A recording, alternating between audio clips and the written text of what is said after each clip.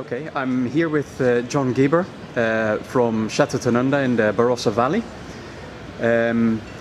John, we're at the Saatchi Gallery, and you're showing some amazing wines. But you've had a pretty amazing 2010 as well. Why don't you tell us a bit about that? Peter, 5 trophies later, 65 medals, 25 gold medals. We've had a great year. Our winemakers, Matthew McCulloch, as our general manager, has done very, very well. Our styles, staying true to style. You know, not too much fruit forward, but Australian generosity. Wonderful elegance on the way through.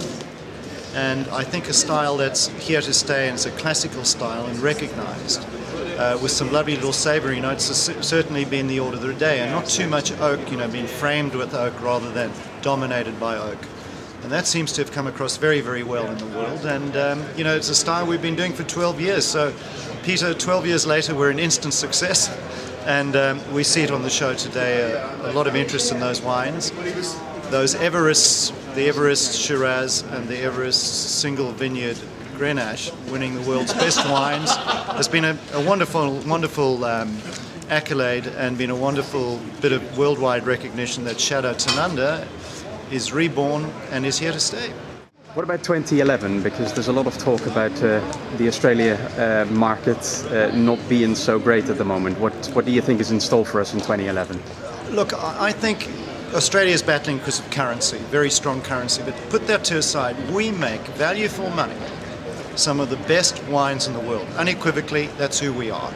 And that'll stand the test of time. The consistency of quality, I guess the consistency of sunshine, the overabundance of rain is a whole different story right now, but we deliver wine on a clear, honest value for money proposition that is really the envy of the world. And we'll be there. I think Australia has stopped trying to be too much volume driven, and we're starting to be much more focused on quality. And you can see even on our little table, you see a Grenache creating a huge amount of interest. You see the Riesling, the Primitivo, you know, wines that are coming through. And as long as Australia concentrates on that, there'll always be a market, there'll be recognition, because at the end of the day, it's about exceptional value for money. And that's what we deliver better than anybody else in the world. Okay, that sounds great. Thank you very much, John. Thank you. Thanks, Peter.